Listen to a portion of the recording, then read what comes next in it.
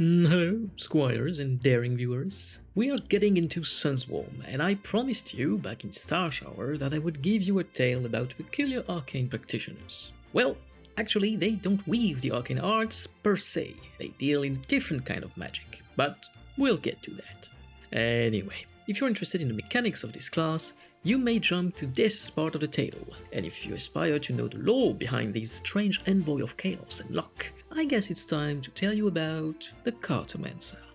In the year minus 400 AEP, powerful entities known as heroes began to populate Elderia. They brought with them wonders, magic, and miracles. 12 of these beings, whether by design or accident, gathered disciples and worshippers around them. Yet, one among them realized the terrifying scope of her own power and decided it was best to remain unseen.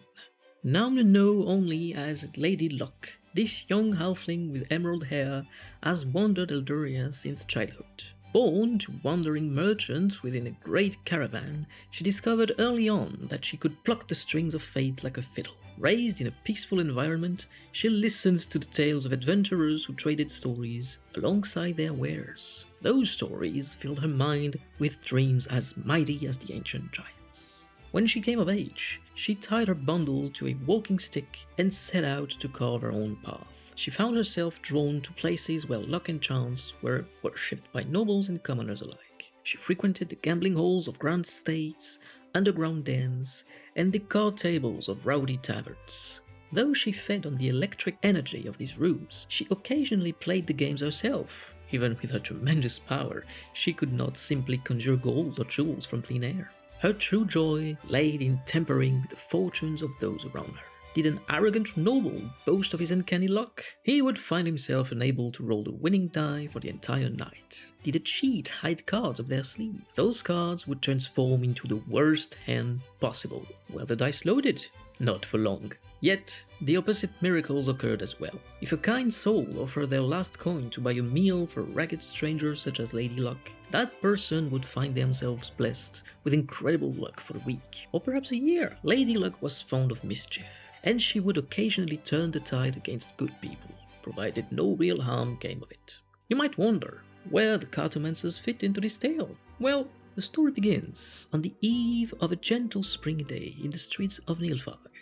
There, she encountered a young barefoot mage who had lost everything. He had wagered his possessions, including his arcane tome, in a rigged chicken race, and lost it all. Taking pity on the poor fellow, Lady Luck listened to his plight and blessed him with enhanced arcane power. However, this gift carried a heavy condition. His magic became tied to a deck of playing cards. Every spell he cast required him to discard a card. Once the deck was empty, he would be forced to return to his apprenticeship at the wizarding school. Furthermore, there was a risk that his powers, though greater than any normal mage of his age, might spiral out of control. When the young man asked if he could create more of these fantastic cards, Lady Luck agreed, under one strict condition: he had to draw them himself, infusing them with magic by keeping them close to his existing deck. Each card had to depict something meaningful connected to the world around him, and so the first Cartomancer was born.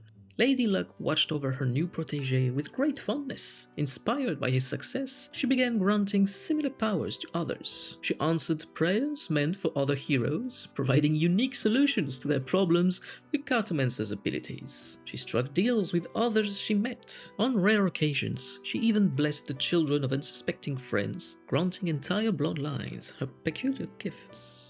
As these new empowered individuals spread across the land, distinct tendencies emerged in their decks. Some created cards honoring the wisdom of people around them, while others depicted legendary figures and ancient tales. A small few chose to honor fiendish entities. A smaller few, consisting of soldiers having received the gift of Lady Luck, devoted their deck to generals and soldiers of old, wielding their magical cards alongside their blades.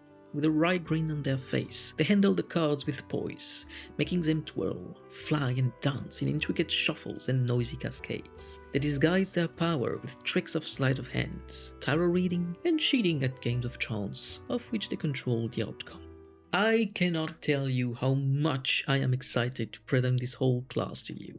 I have always been very fond of paladins and the archetype of the white knight in shining armor, but I am also very attracted to the role of the dashing rogue performing a daring escape as well as cardistry. So obviously when I started experimenting on homebrewing stuff, I had to try and create these, and ultimately I got carried away and I created 4 subclasses over 2 games in roughly 150 hours. Probably more. Yeah, I know.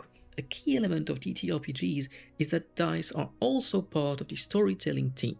Cartomancers are just magnifying this aspect of the game. Gameplay-wise, whether you are playing D&D or Daggerheart, this class revolves around one simple principle: having luck favor you, or improvise when it is not. Cartomancers are casters, and most of their abilities involve rolling extra dice or re-rolling to determine if the outcome will be legendary or worth remembering for other reasons. Using the luck of the draw or the fate bender abilities is all about knowing when to use a resource in order to obtain incredible bonuses or absolutely useless advantages pertaining to the situation. Usually this is the part of the tale where I tell you to go and have fun, because the link is in description.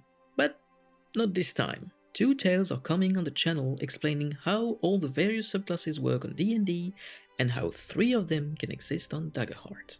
So keep an eye out. In the meantime, I wish you well. 'Twas the Knight from Elderia. Happy to serve.